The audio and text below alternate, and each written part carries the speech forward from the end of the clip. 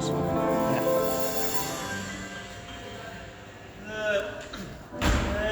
a bright golden haze on the meadow.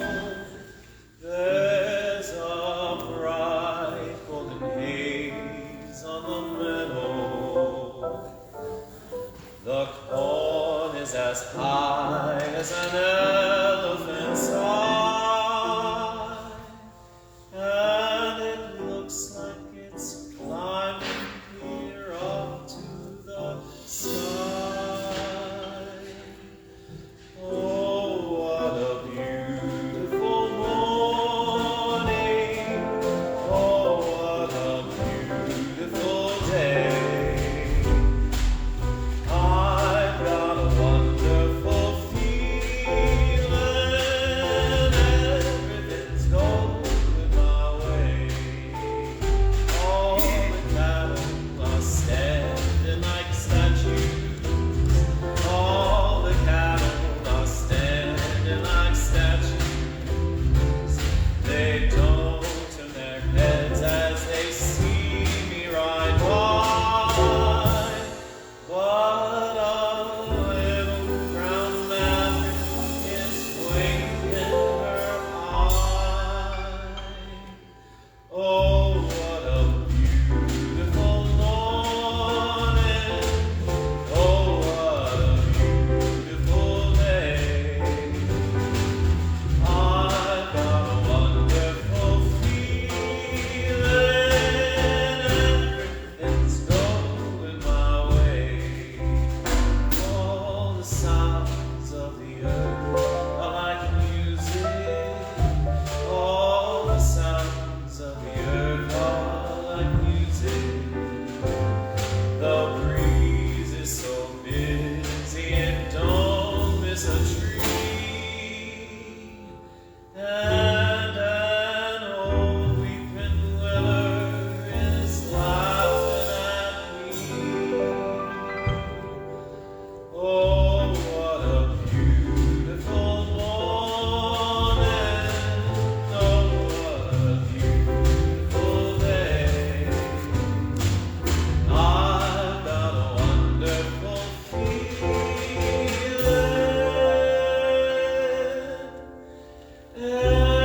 Everything's going my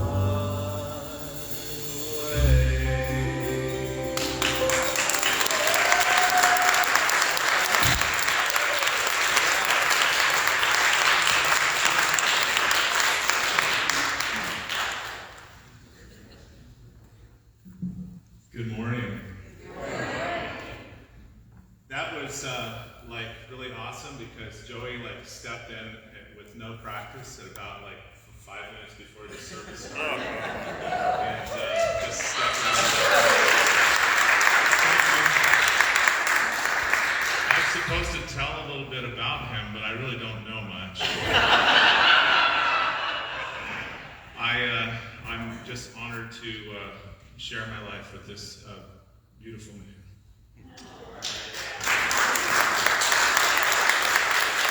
Welcome to the life and the love that is Unity of South Sound. My name is David Sandal Hill, and it's my joy to welcome you here this morning. We gave our beloved sound tech a much-deserved day off today, and we don't have a backup sound tech, so here we are. We're doing things a little bit old school. We are on Facebook Live, I think. Can you see us?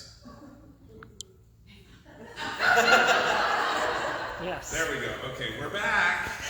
Welcome back. We'd also be live streaming from a cell phone. We appreciate your patience and flexibility as we shake things up a bit, and we hope you enjoy our break from the norm this morning. If you have any questions or concerns or joys to share, please contact our office during business hours at 253-301-0385 or email us at office@unityofsouthsound.org. At this time, we would also invite you to put your cell phones into the silence. Now we invite you to relax, reconnect, and center in the truth of who we are. Will you please join me in saying our opening affirmation? There is only one presence and one power active in my life and in the universe, God the good, omnipotence. Our mission statement, inspired by the divine, as an inclusive spiritual community, we explore and express our highest potential. Our vision statement, present and centered in divine love, we co-create a peaceful and awakened world. And our core values, we are love, joy, abundance, and spirit guided. And now Reverend Megan will lead us in an opening prayer and light our unity candle.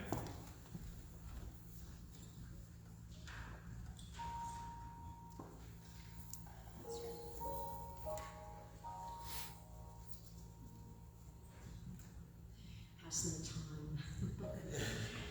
So we just take a deep breath, and I just want to welcome everyone that's online, and thank you, David, and thank you for this amazing team here who is so flexible and adaptable, like the bamboo, right?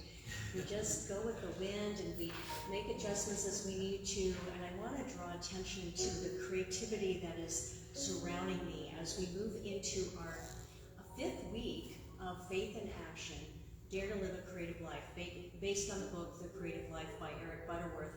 And you may notice that our paintings are a little out of sequence. And that's okay too, because that's what happens in life sometimes, right? So we have day 3, day 2, day 4, day 1, and this beautiful Swarming of the Geese by Trinity Love that has all the origami geese that many of us folded last week. Swarming into life, the key word for today. So let's take a moment to breathe that in.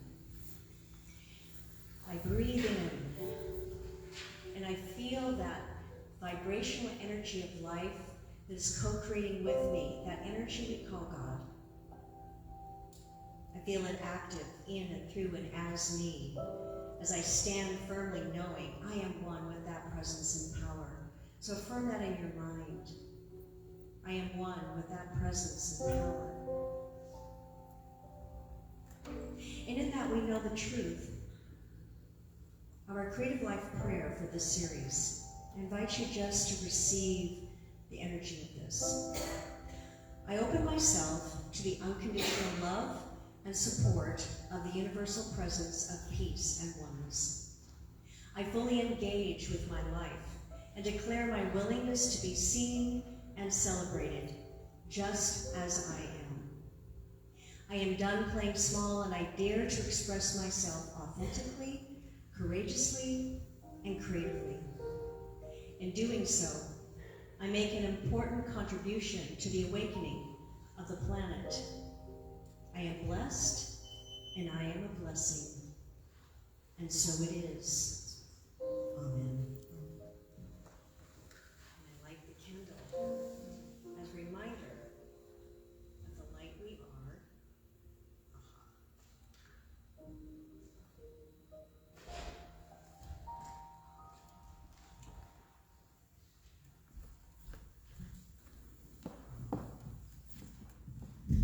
And now I invite you, if you're able, to stand with us and join Michelle in singing our congregational songs. So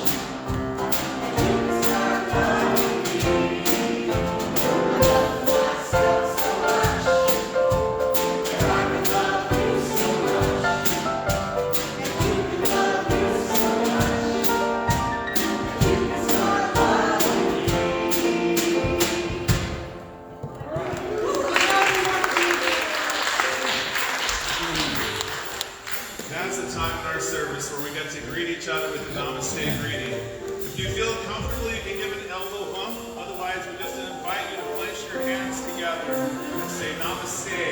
I behold the divinity you are. Namaste. Namaste.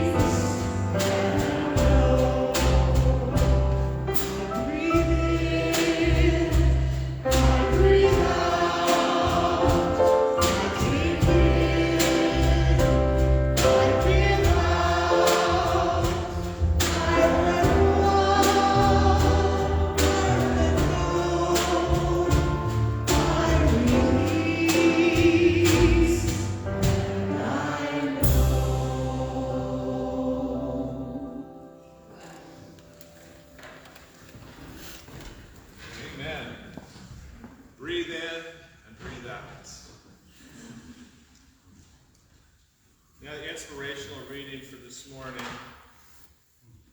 is on this little box right here. It's from the Daily Word from Friday, February 23rd, 2018, Divine Love. Love exists as multiple expressions in my life. Like a single ray of light becomes a rainbow when passed through a prism, love exists in a variety of expressions in my life.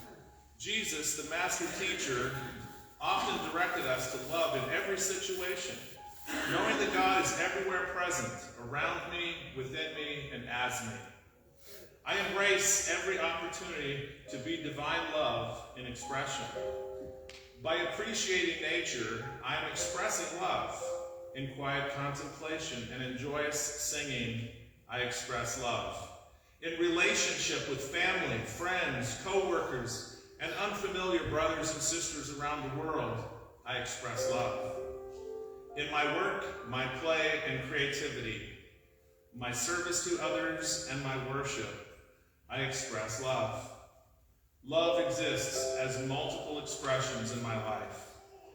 You shall love the Lord your God with all your heart, with all your soul, with all your mind, and with all your strength. Mark 12:30.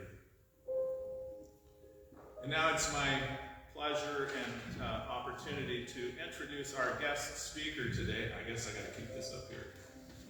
To introduce Reverend Stephen Tolles. He has been a successful Unity minister for 38 years, having served as senior minister in 4 churches.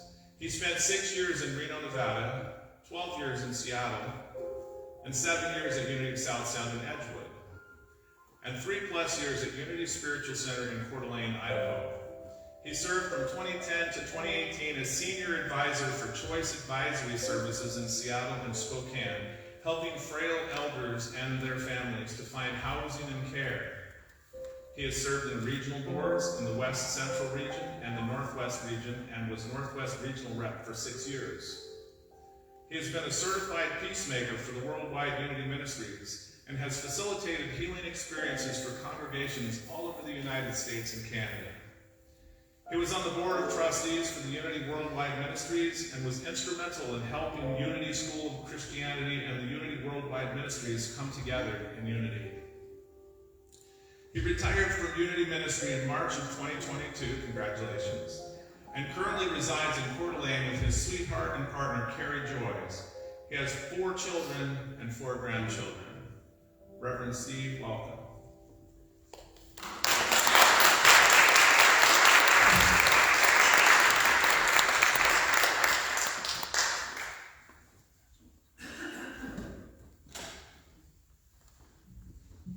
So I don't have to sing a solo or anything?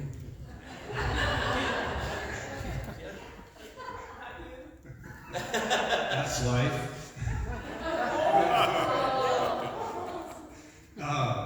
Well, it's delighting. I'm delighted to be here. I really am. Carrie has often asked me, she asked me a couple times what was my favorite ministry when I was in doing ministry.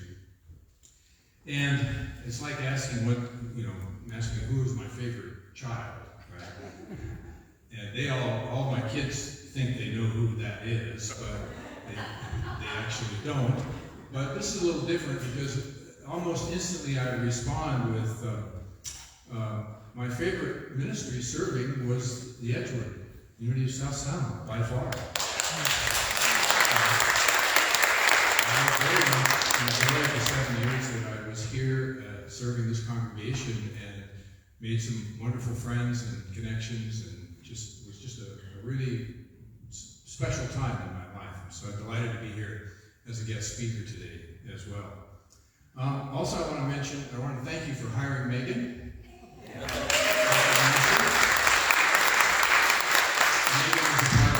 was a big part of the Seattle Unity Church when I was there, during the 12 years I was there, and she matriculated into ministry later on, and has been quite a couple ministries, right? I'm not sure how many, but I followed you. And that was wonderful. So anyway, it's nice to have somebody that I know and care about be the minister here at the church. So I think that's what a blessing. A man was speaking to a friend of his, and he said, below our southern border is filled with chaos, violence, and corruption. The government is in shambles, and the people are always fighting amongst themselves. Thank God I live in Canada.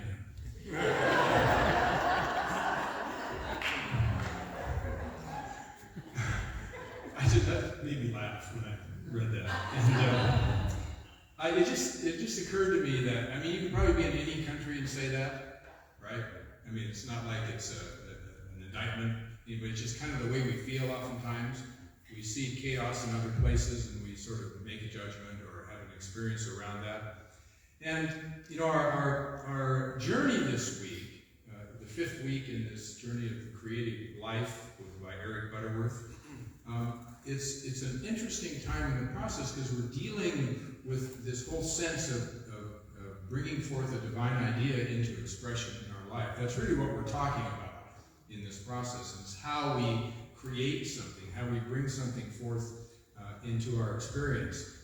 And Eric Butterworth was a minister in New York City for many, many years, very successful minister, and he had a very interesting perspective on the Bible, and he shared that in many of his books. You know, he wrote Discover the Power Within You, and Spiritual Economics, and The Creative Life, and he had several others that he wrote as well. And he'd always use the Bible kind of as an example, or he'd take a Bible story or a passage and he would just kind of expand on it and help us understand a little bit more about this interesting book, which is the most read and least understood book in the world. Is my sense about it. I mean, it really is. It has so many different perspectives, and it's really the story of a people. It's a story of a journey of a people. And it's a reflection of the story of the journey of our own life, of how we go from one perspective on God to a higher and more expanded perspective on what the divine presence really is in our life. And that's really what the Bible helps us to walk through that experience. And so right now, you guys are walking through the 7 steps of creation, which is really an effort by whoever created that section to explain something that's unexplainable. It's really trying to explain it in the context of story is a really interesting way to go about trying to bring forth that divine idea, but it comes from a different place. And so I want to share with you the passage that we're dealing with today, which is in Genesis, and it's right at the beginning, because it starts with "in the beginning." You know, the Bible starts with a baseball game. In the big inning. Right off the bat. There we are. Okay, the 5th day, we're dealing with the 5th day, right? So the 5th day. And God said, "Let the waters bring forth swarms of living creatures, and let birds fly above the earth across the firmament of the heavens."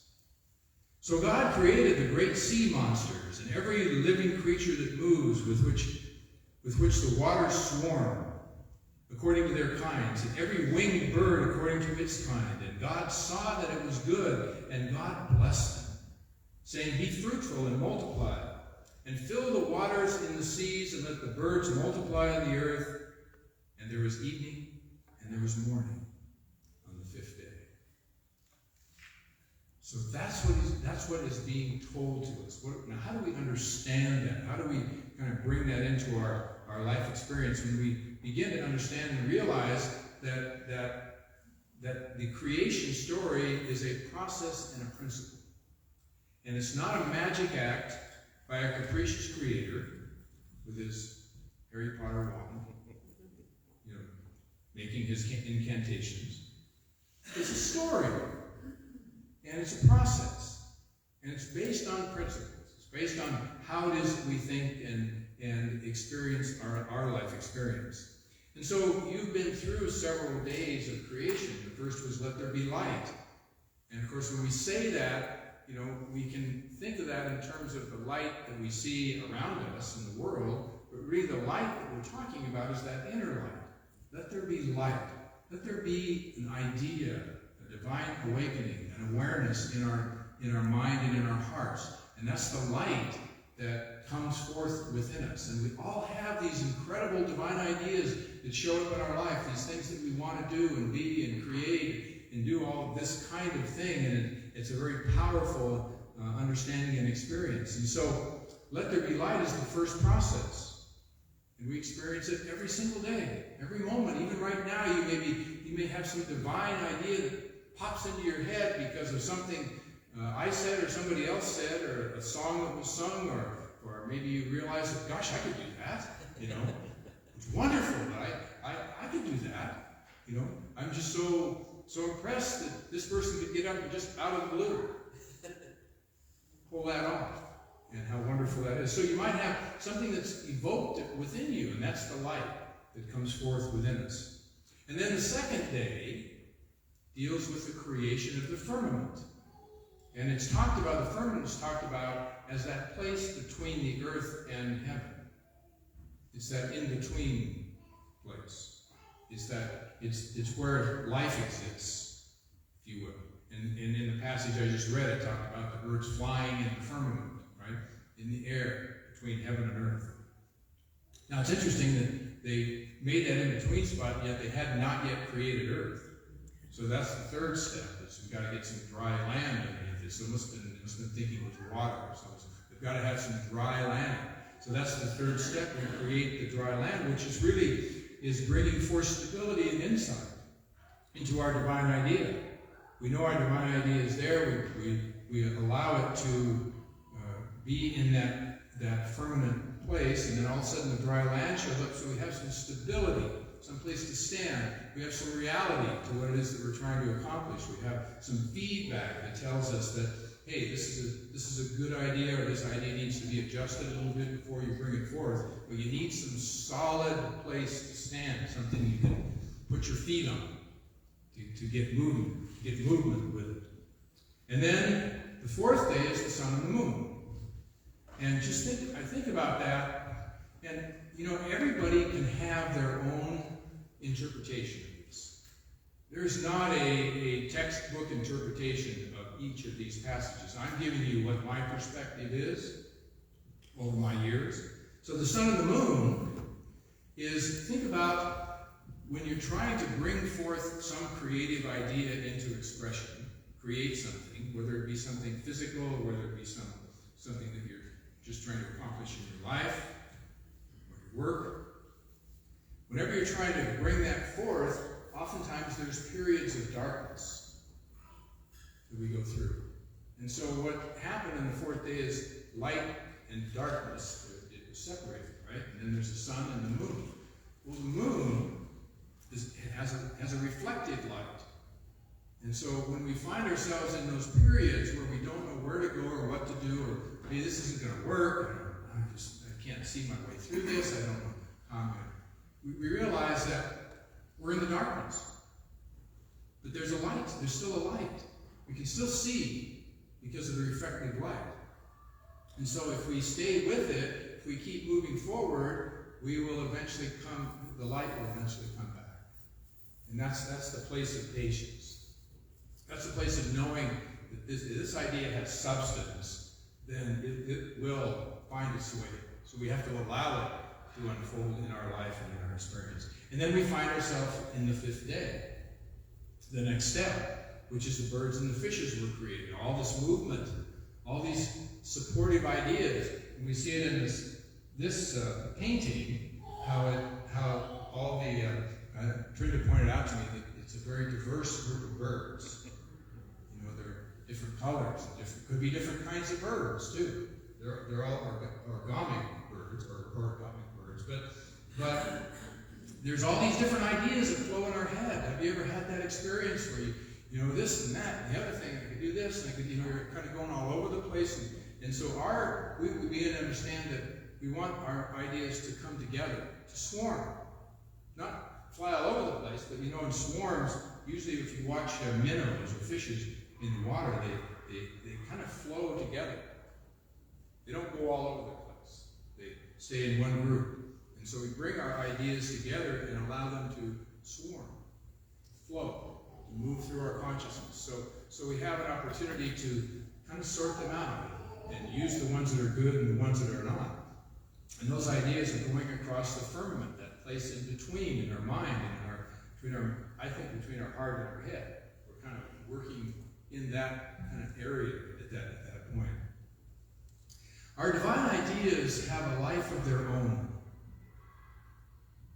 They really do.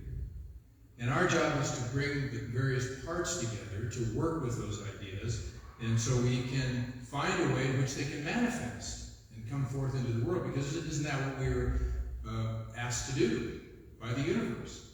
To bring forth good into the world, to bring forth something along those lines. So it becomes about connection to ourselves, connection to who it is that we are, connection to the world around us, connection to other people, and that type of thing. Elon Musk, which most of you probably have heard of, one way or the other, because he's been on the docket pretty good. He's a creative guy. And whether he's doing it consciously or not, he does follow the steps of creation in his process. He goes through, he has these ideas and they swarm, and he's able to he has this capacity to he had this idea that he wanted to transform the planet and save the planet. Literally, is to save the planet. And so by creating green energy, that we could actually have a better planet. That was his underlying intention. That was his divine idea, which I'm sure we've all had that idea. But he found a way to bring it into the production of electric vehicles, and to boring underground, and to SpaceX, flying spaceships to Mars, because we need another option. And so he thinks ahead, right? Way ahead. So it's just interesting how that process works. Now most of us aren't going to probably step into creating something at that level. I mean, that takes a certain willingness to take responsibility for a very high level of activity. Most of us, and myself included, are simply trying to create a fulfilling life. We're trying to do something fulfilling and meaningful in our life that feeds us and feeds others, that creates something good, that leaves a legacy, that supports, and it can be simply raising children. It can be lots of things can fit into that category. It doesn't have to be something that makes billions of dollars. It could be. No reason why it can't. No reason why Trenda's paintings can't sell for hundreds of thousands of dollars. That could happen. And that's all. But I don't think that's why she's doing it. She's doing it because she's a creative being. That she creates. If you ever get on her Facebook stuff, she's always putting forth something on Facebook that is creative, that's interesting. I find it, I always stop and spend a little bit of time with her stuff because it's always something unique and interesting. So she's following that creative process, and she may turn out wealthy. I hope you do. I hope your paintings sell for millions of dollars, and you're still alive. Usually you have to die for that to happen. But anyway, it's something that you can tell fulfills her. Maxine Erickson's another one. I don't know if Maxine was here today. She said she was going to try to come. But she also posts a lot of stuff on Facebook that's creative and does the same thing. And you can tell she's very excited about it. She's actually really enjoys doing it. So we're trying to create this fulfilling, creative, productive, interesting life experience. And so we do that by, I think it's much nicer to have a little bit of a mental pattern that we can follow in the creative process, that we can step into when we feel like we're stuck, or if things aren't flowing. We can go back and say, oh, I must be in this step. I must be in this day right now. So I can just, I realize that I'm not at day 7, I'm at day 5, or I'm at day 4, so I can just kind of relax and I've got more to do, I've got more process in front of me to take care of. The one thing about the creative process, you can do harm with it as well as good. The creative process works regardless of whether the intention is good or not good, or good or evil. Jesus said that the sun and the rain shine on the evil and rain on the just, and I can't remember how it goes. Good and bad, regardless. So everybody gets rained on and sunshine, regardless of what your intentions are. But we know that in unity, we know that we live under the divine law of cause and effect. And so karma is a huge component, and we know karma balances the universe. So if somebody is caught in that cycle, where they're not doing what they're doing is hurting others, the universe will come around and correct that in some way. It will bring balance to the experience. So we can kind of relax and know that there is a universal process that is working. We're a part of it. And we also recognize that, gosh, I want to do things that are good because I want good to come into my life. I want to make people feel better and be better because I want to feel better and be better. I want the good as well. So the creative process really for me, most recently has been about my journey on the Camino de Santiago. And it was interesting that in 2017, I was approaching my 70th birthday, which was 2019. And I was thinking that I had this divine idea. I wanted to do something significant. I didn't know what, I've got 30 years left, right?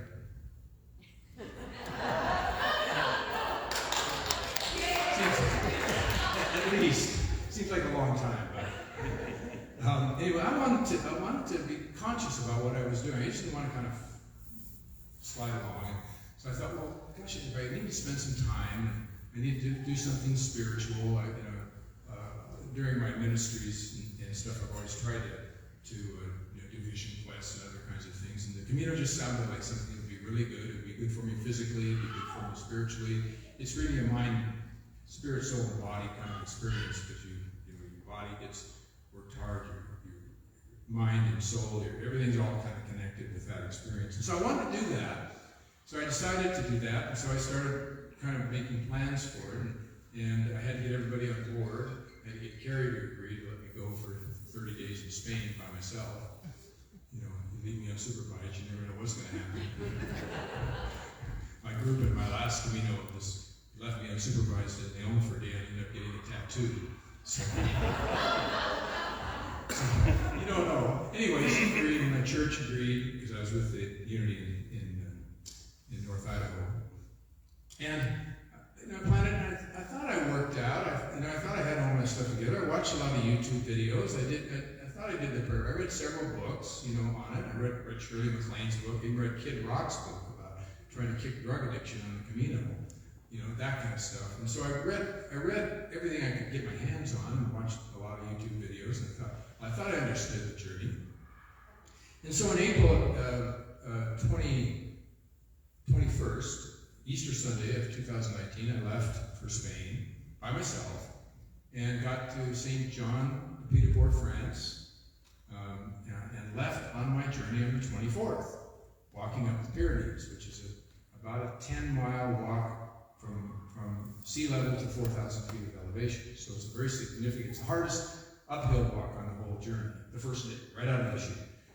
So I got halfway up, most of the way up, close to the top, and this 40-mile-an-hour wind came up, started snowing sideways. Everything happened on that. And I pushed myself through. I thought I was proud of myself that I was able to keep going and get through it. And over those first few days, my feet kept getting worse and worse and worse. And I kept thinking I was behind, I had to catch up. So I walked a couple of 23-mile days, which was not a very smart thing for a 7-year-old to do that hadn't done it before. Anyway, I ended up 7 days into it with bad blisters, really bad blisters. The bottom of my feet were peeling off. I walked another 50 miles on these feet and ended up in a little town called Carrion de las Condes. And this woman, bless her heart, said, I think I need to take you to the doctor. So she took me to the medico, and we went in there. And I'm laying on the table, and they're kind of talking Spanish. I can't understand what they're saying. But I kept hearing the word loco. I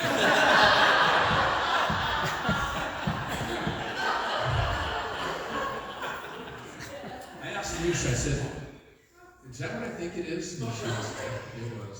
I said, he's loco for walking that far. And my feet were infected, and they said, you can't go. If you want to keep your feet, you got to stop.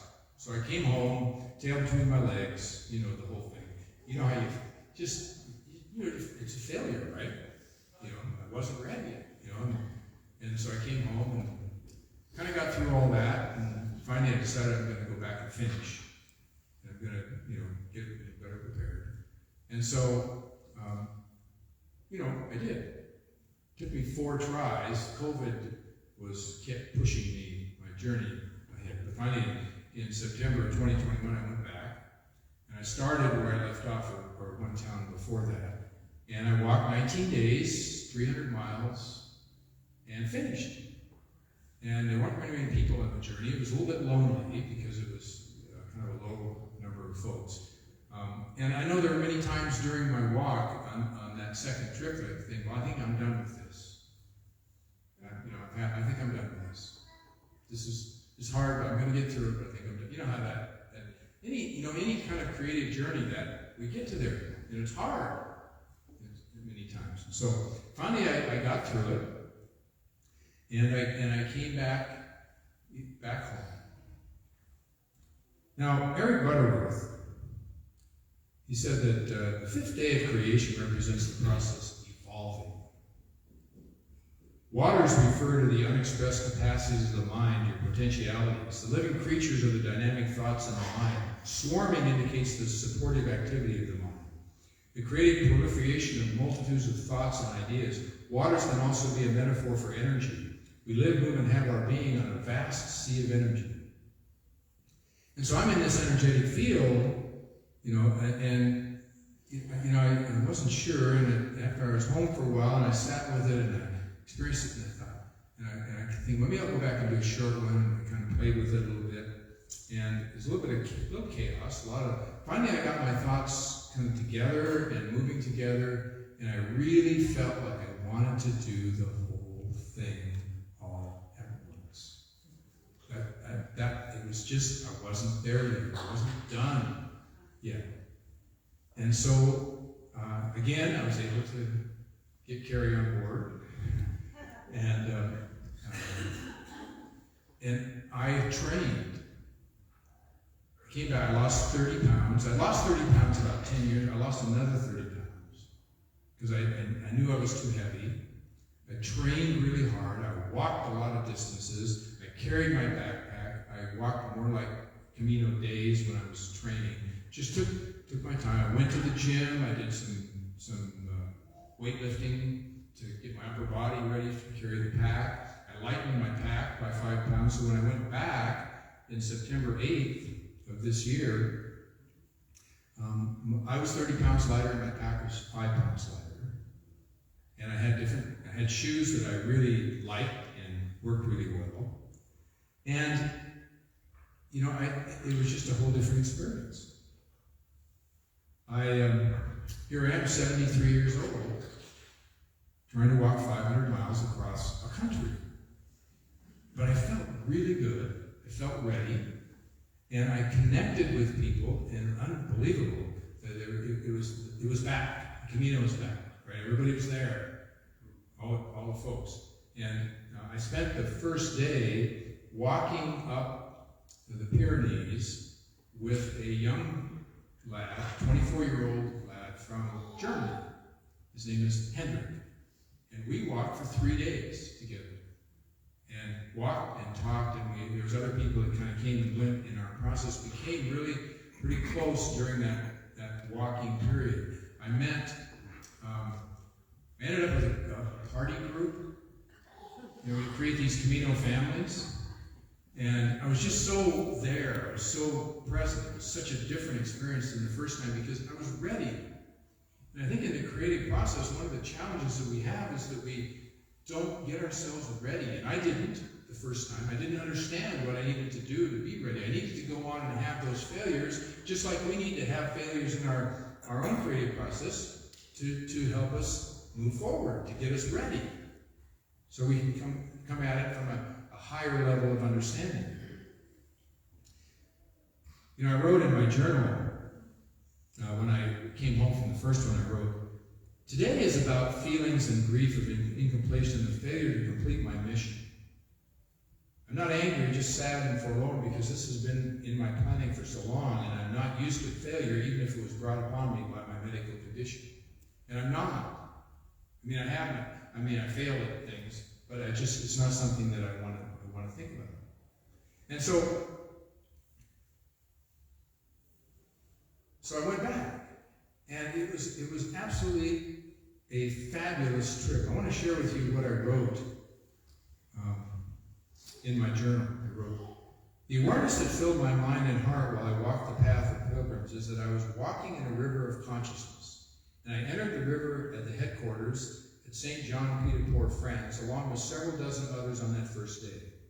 This river of consciousness is flowing constantly across northern Spain, with many rivers of consciousness entering and leaving the stream at various places along the way.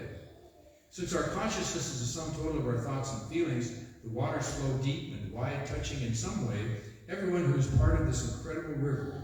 For centuries, the consciousness of the Camino was one of devotion and healing for pilgrims seeking the blessing of St. James. Today, 250 to 300,000 pilgrims walk on the Camino each year. Every thought and every feeling create the current that moves the pilgrims along. In some ways, the Camino is a microcosm of life as it could be if we were able to treat each other with respect, regardless of race and ethnicity or religion, and we honor each other's paths to the divine. That is what I experienced in my time with others on this amazing journey. There was kindness, compassion, loving moments of service to others, and of being served. There was tolerance, caring, passion, courage, joy, peace, and freedom from others' expectations. It was interesting that there are no expectations on the Camino. It's part of the mindset that is there. And so you're walking with somebody, they say, I'm going to walk with this person, they just go. And you just, okay. And I happened to me a couple of times. I was walking, and I stopped to go to use the restroom, and this guy just kept walking. We were having a great conversation, and I stepped out and I thought, oh, he's gone. I thought, I'd like to walk with this girl from Coeur d'Alene that was there, and I met a couple of times. I'd really like to walk with Beth.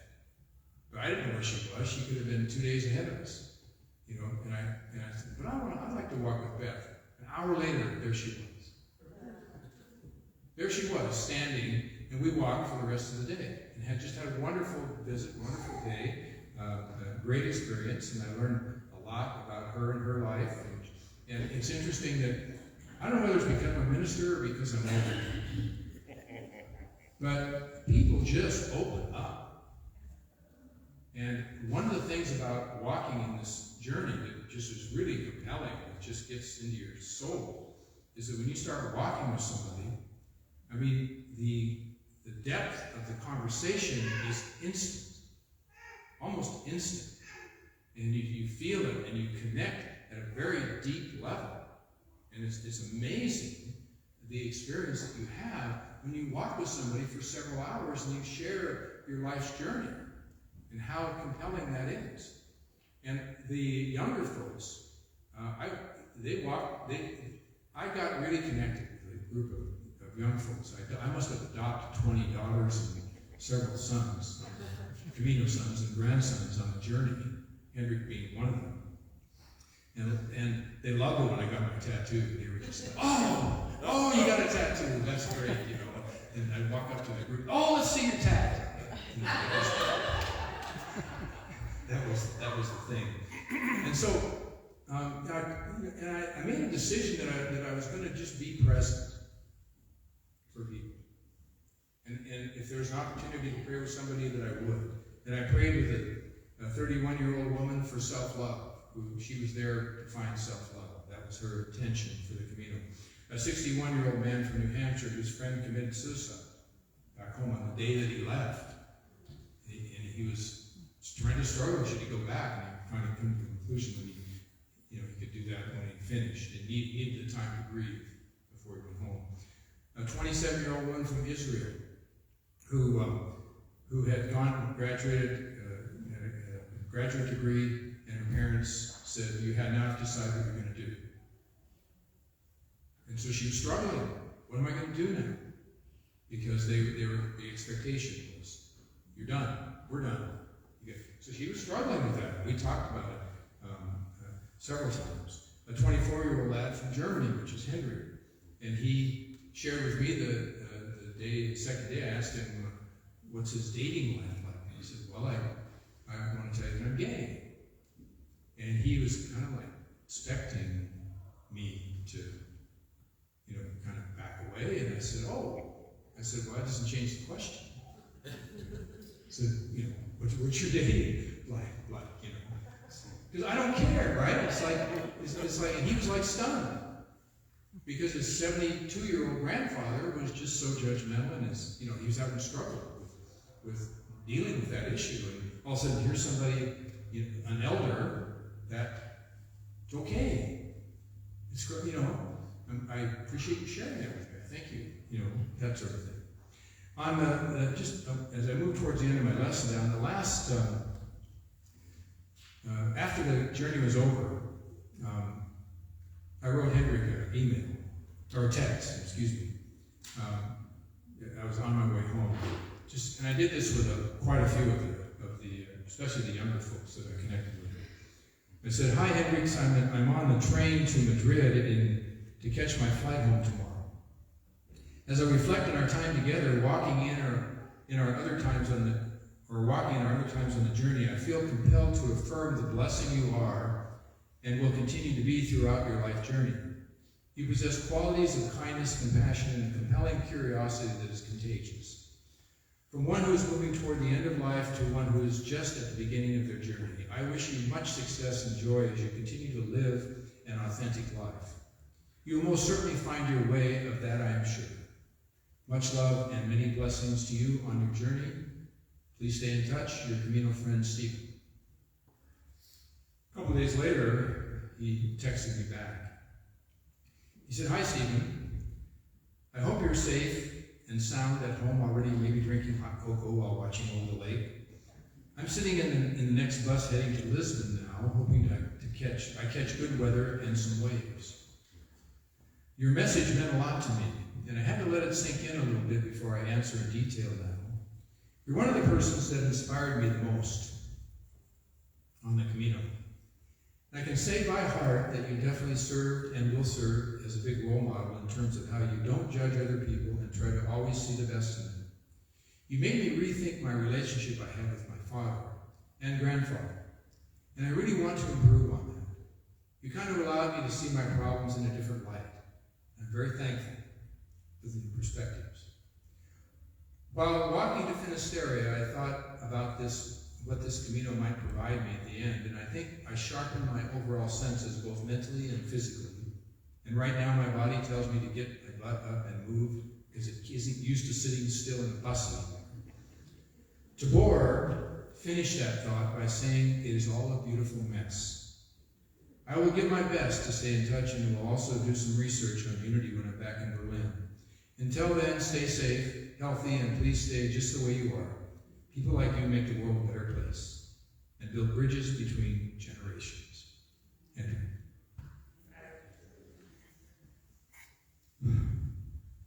That was an affirmation of what the creative life, the creative process can be if we allow it to be. And if we follow our path, whatever is prompting us, in a way that seeks to bring forth fulfillment and kindness and compassion to others. It doesn't matter who we are or what we are. That's what it's about. Not everyone's going to be Elon Musk. We all live the creative life, and so let's live it. Stretch a bit. Welcome the swarm when it shows up. Know you when you're in the night. It's not dark. There's still light for you. Know that you're the best. You, Unity of South Sound.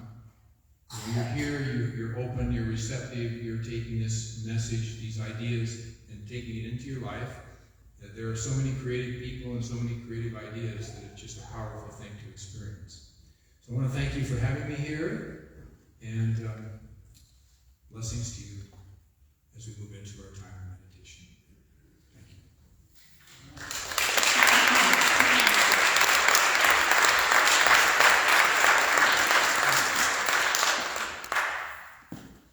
So I invite you, if you would, just to close your eyes and just take this energy we have and just bring it inward for a moment as Megan, I use the word, fires up the bowl.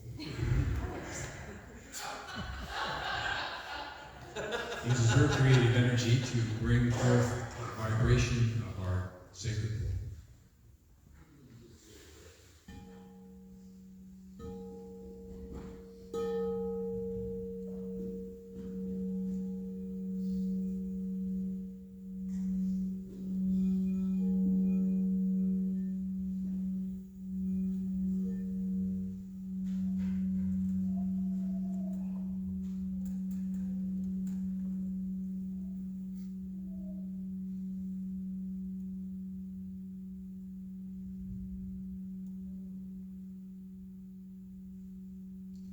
And so just feel the movement of this energy. Let the sound just become part of you. Let it fill your body with divine light and divine energy. Let the ideas, the divine ideas, begin to emerge in your mind. See the light. Experience the light. Be the light. And as we embrace the creative process, as we know that we are all walking that path, every one of us, we are all creating things in our life every day, every moment. And every creation is a process. And when we consciously base that process on spiritual principles, principles that incorporate kindness, compassion, love, peace, joy, fulfillment, and many more. We could go on and on. That the qualities that we seek to embrace and express in our life that give us the courage and the ability to step forth in those places in our life in which we are guided to step forth.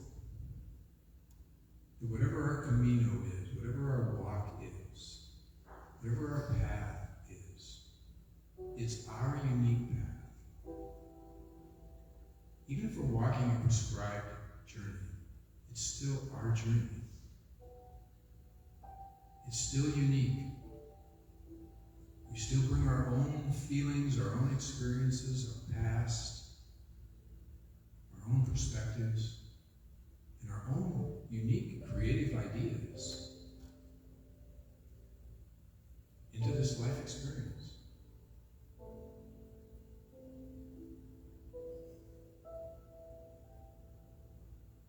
So just feel the gratitude of understanding that. Feel your heart. I'm so thankful that I have this process. It gives me strength. It gives me understanding. It opens my heart.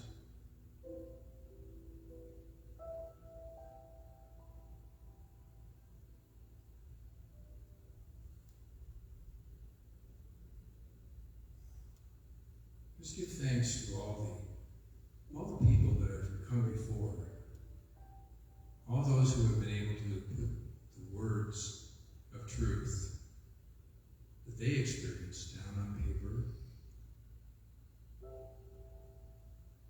that evoke thoughts in us,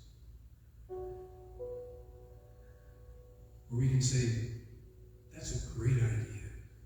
It's not my idea, but it's a great idea, and I'm open for my idea. I'm open for the unique view that I have. It's just as real and just as powerful.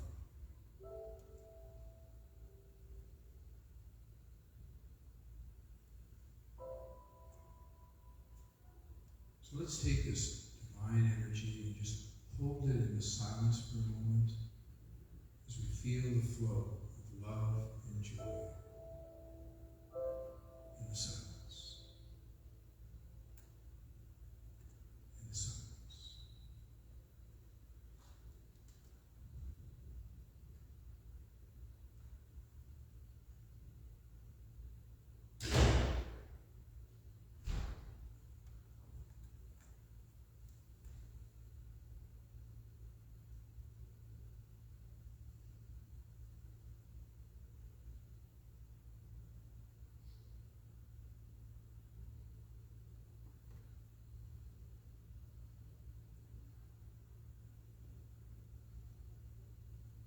And so we close meditation today with the words of Eric Butterworth. He said, when you see the creative process clearly, your ideas will get synchronized with the energy of the same frequency, multiplying in like kind. This is the swarming process. One more step to bringing forth the good. And so it is.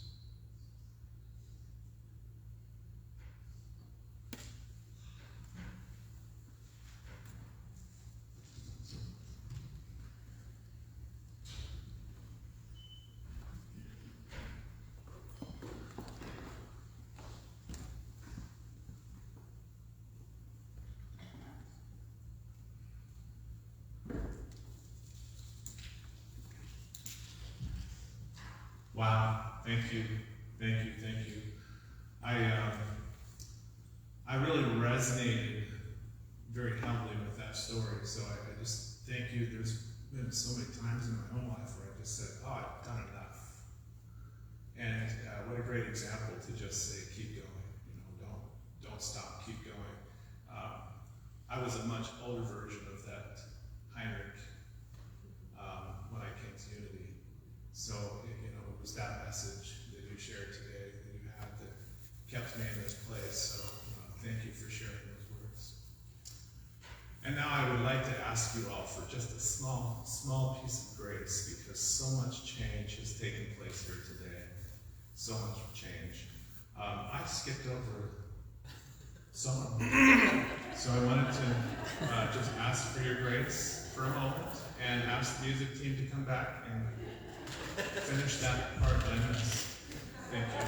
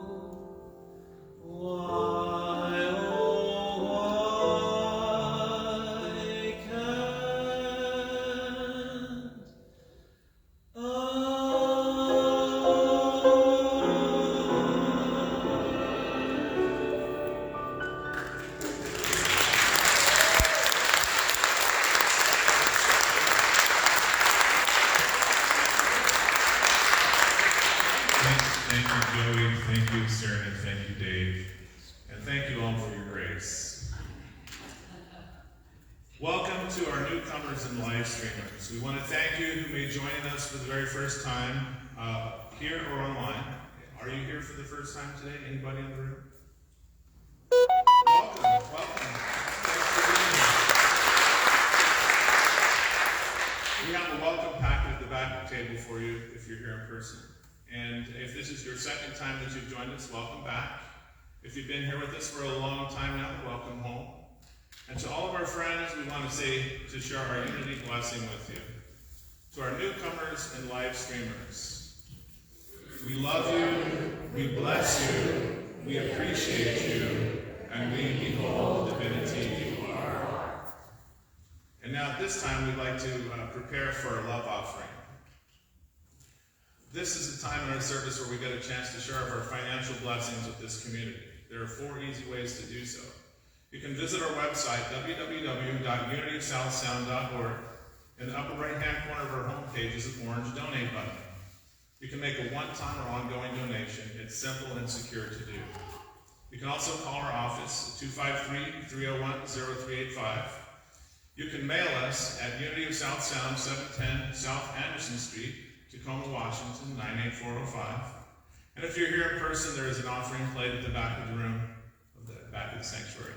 Whichever way we make these tithes, we hold these love offerings in this moment in our hands and in our hearts, and we affirm together, divine love, through me, blesses and multiplies all that I am, all that I have, all that I give, and all that I receive. I am in perfect balance and flow with the universal tides of giving and receiving. Thank you, God.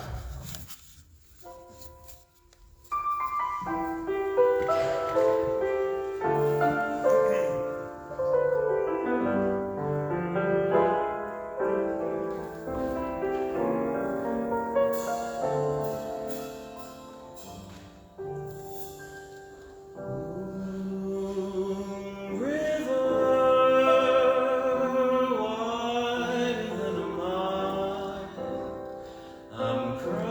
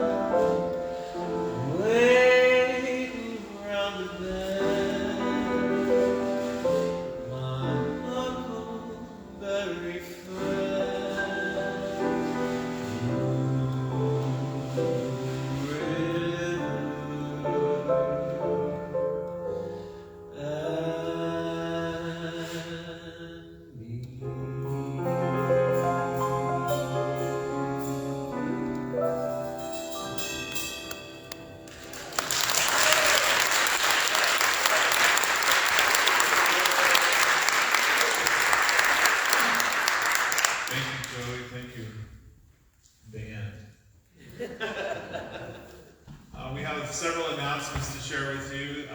In the e-blast, we have a few announcements to highlight for you this morning, and we would like you to know that you can keep up to date on all of our Sunday services and events by subscribing to our weekly newsletter, the e-blast. Go to our homepage and click on the newsletter sign-up button, then fill out your contact info and submit. Your info will be safe and secure on this site and will never be shared. Prayer flags. Each week, as part of our Faith in Action program, we are creating and hanging prayer flags to remind us of our intentions and affirmations. Feel free to join us in Wesley Hall after the service and create your own prayer flag to hang. Also, if you're watching from home, we invite you to create your own and hang it for your own inspiration. Intentional giving. Michelle.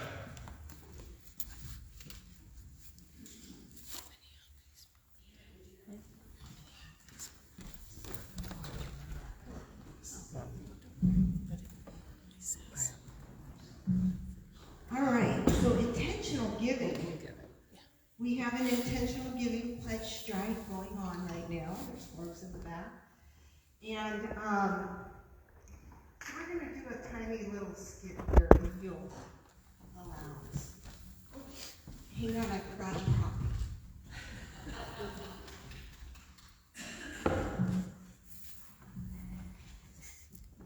We're here to have a good time, yeah? All right, as you know, I'm your board president, and David is our vice president.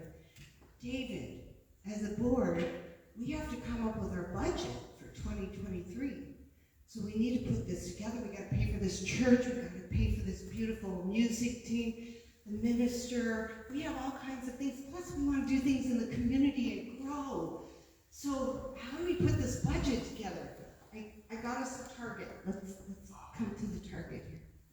All right. So we're going to come up with a budget.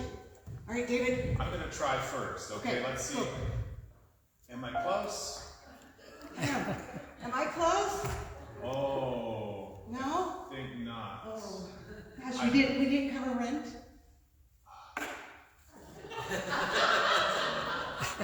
And we just hired a whole new staff team, so what are we going to do?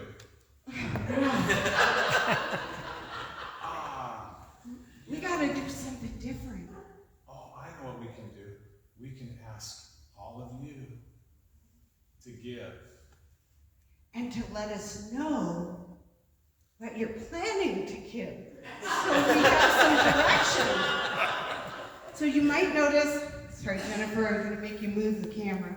You might notice Barbara Bio created this gorgeous piece of work that will help us track what our pledges are.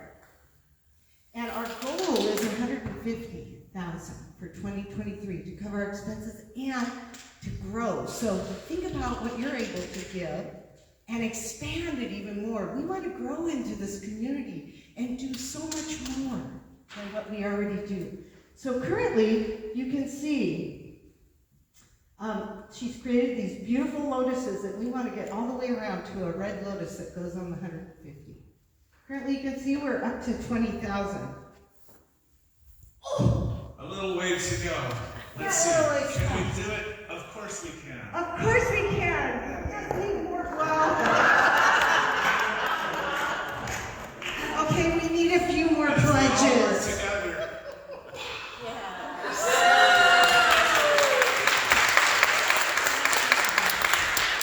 So we thank you for your cooperation in letting us know what your intentions are, providing that information to us. So as your board, we can do a great job for you, the community, and to bring forth what your desires are. And where can they get those forms? Where can you get those forms? Magically, they're in the back of the sanctuary, ready for you to fill out. They're also online in the Unity News, the newsletter, the e-blast, as well as on the website yet. I'm not sure if on the website yet. The intention is for it to be there. We've created a new website, and it's growing every day. So that's part of our plan. We want to do more with that too. So thank you for getting your pledge forms in today. The sooner the better. The board meets the first Thursday of every month. That means we're meeting this week. This week, if you can believe it, is already November. November, and we have a budget to put together for 2023. So thank you for getting in your forms as soon as possible. We really appreciate it. Thank you, Michelle.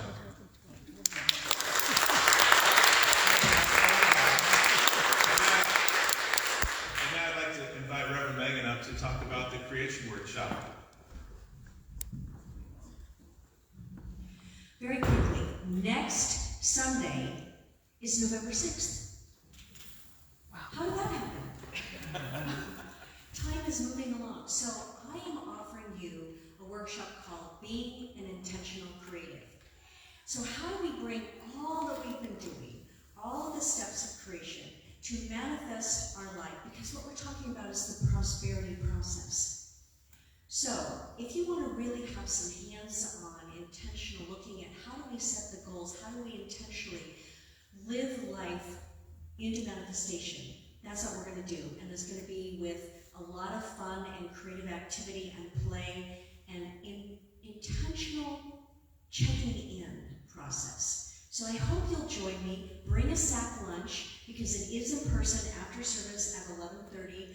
A love offering is suggested at $25. And know that what we're doing is we are setting into motion the creative process within this ministry. So if you want to be a part of that, I hope you'll play with me. See you next week. Thank you, Reverend Megan. Church cleaning day. Why does that get me excited? Bring your elbow grease and help us pour some love into this old building that we appreciate so much. I added old.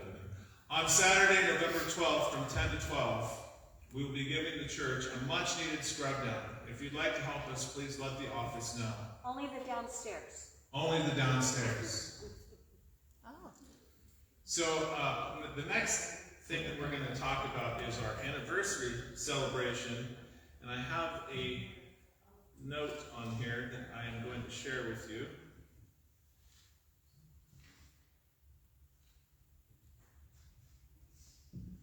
And I, for the first time today, need my glasses. It's tiny. I can't see it. What is that? Oh, my teeth. I made some teeth for myself for Halloween, and they're on the floor. So this says, the date is Sunday, November 20th, after the service from 11:30 to 2:30. Due to social distancing, space is limited and filling up fast. So call 253-301-0385 or email office@unityofsouthsound.org to reserve your seats. There's no Wi-Fi downstairs, so in person is the only way. The shared memories are trickling in, and we would like to share yours. So please email yours by November 5th. A dessert concert by our very own Rona Yellowgrove, Native American flutist. Wow. Awesome. We are excited. And so that is the announcement for the anniversary celebration. Baby quilt making. The Circle of Friends Women's Group will be meeting to make baby quilts to give to families in need on Sunday, September 27th from 1 to 5 p.m. and again on Monday, November 28th from 5 to 9 p.m. Invite a friend to share this relaxed time and no-fail sewing adventure. You may bring your own tools, marked with your name, or use ours. All supplies will be provided. And will that be here? Yes, Wesley Hall. Right here. Okay, thank you. And now, let me get back to this. There's a lot of paper here today. I apologize.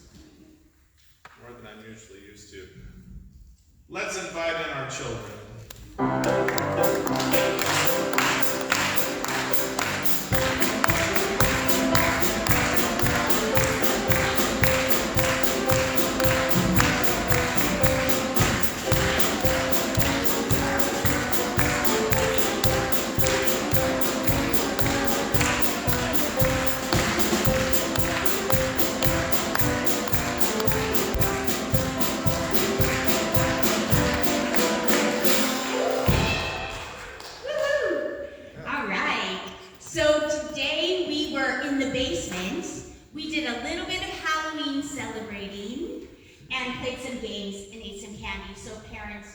know your kids are a little sugared up. And we talked about swarming, and we talked about how animals swarm, and actually animals that don't swarm that we thought did. And then we talked a little bit about our thoughts swarming and how thoughts come to us, and then we played lots of very fun Halloween games. So that was what we did today. Awesome, thank you. And now let's bless these God lives. We love you, we bless you, we appreciate you, and we behold the divinity in your heart. Parents, if you have children up here, come on up and take their hands. Everyone else, we invite you to stand if you're able and hold your hands high as we sing our peace song, sending peace out to the entire world.